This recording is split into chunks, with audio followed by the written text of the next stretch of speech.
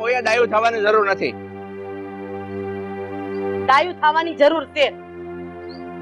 અત્યાર સુધી તો મૂકી હું ઘરમાં તમે જેમ કહેતા હતા ને એમ કરતી આવી, પણ હવે હું આવું નહીં થવા દઉં.